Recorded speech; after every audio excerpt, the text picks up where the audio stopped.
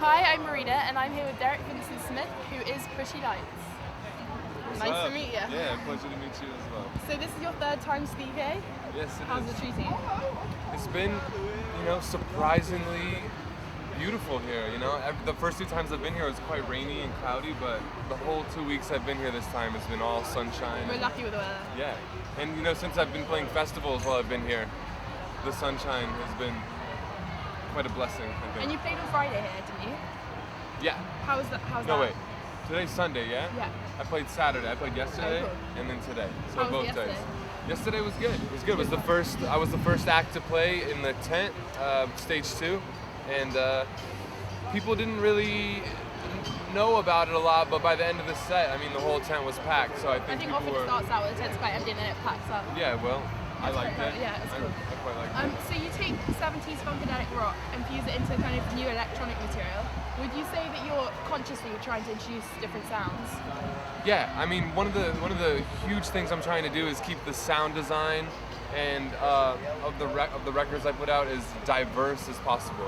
So I'm trying to not only, like you say, 70s funk and rock, but also ethnic and world music and classical and soundtracks and jazz and soul. I try to pull from all these genres from different decades and styles and parts of the world and fuse them into sort of a new style where I can make them work together like they were meant to be that way from the beginning. And how important is it to you to evoke emotion in your songs?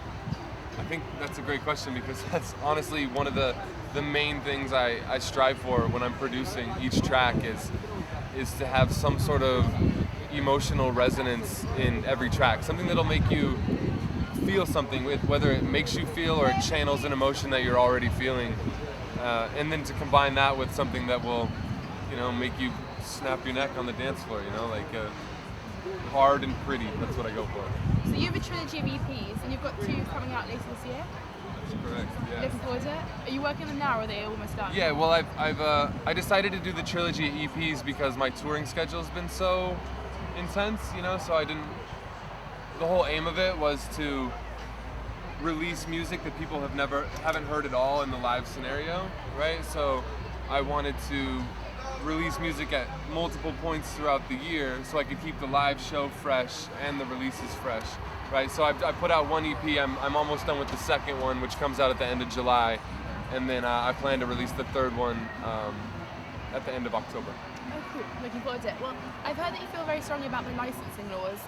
A lot are quite out of date. Tell me your feelings on this.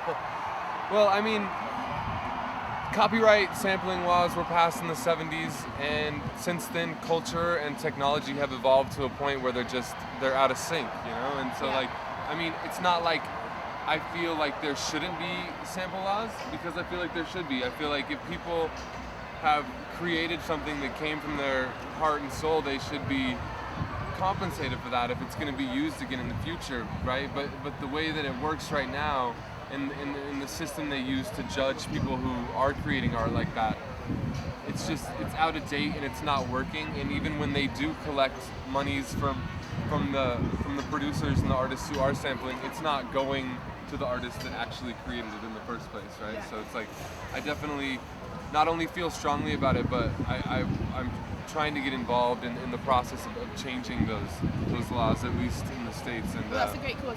You've actually released a couple of tracks for free. Actually, all my records have been released for free. All of them? Yeah. That's great. How can you do this? It's quite unique for an artist. Yeah, well, when I first started, I didn't really know where this whole project was going to go, and it was quite underground at the time, and I really decided to release it for free because it was a lot easier than trying to convince people who had never heard of me, a completely obscure artist, to convince them to pay for it. So it's like my whole aim was to get the music into as many stereos as possible, right? Okay, but now that you've become more successful, have you considered That's a good question, right? So around my second record is when it really blew up, and I started having tens of thousands of downloads, each month, and each record progressively after that, I've decided to keep it like that and keep releasing it for free just because it's worked for me, And it's like there's been other side effects. Like, I have an extremely loyal fan base, right? So like, So you built it up underground. right, and because I give them the records for free, they're willing to come back and always pay for the tickets and come to my shows live and purchase the merchandise, and it's definitely a much different model for an artist to get income and create sort of a sustainable career where they can support themselves. But I feel like in a system like that, there's the potential for a lot more artists to actually support themselves off their craft, besides, rather than having like completely obscure artists and then like superstar, pop stars. And so I think that something like this system, maybe not exactly like this, but can create a much more level playing field. And do you feel like more artists should do the same? I feel like that a lot of artists could probably benefit from that. I think it's not just a matter of giving out your music for free. Your music obviously has to be dope as well. It's got to be good. It's like, so if you have, it's definitely a good way for artists to get started, right? And so, I've just recently dropped a record label where I'm like now releasing other artists' music in the same model, and I've just done the first one, and it's worked surprisingly well. Cool. What's something not many people know about you? I'm a big fan of Gossip Girl. Love that show. Okay, well, thank you so much for your time. I love the sunnies, by the way. Yeah, Been thank good. you. Nice to meet you. Yours are pretty tight as well. Thank you.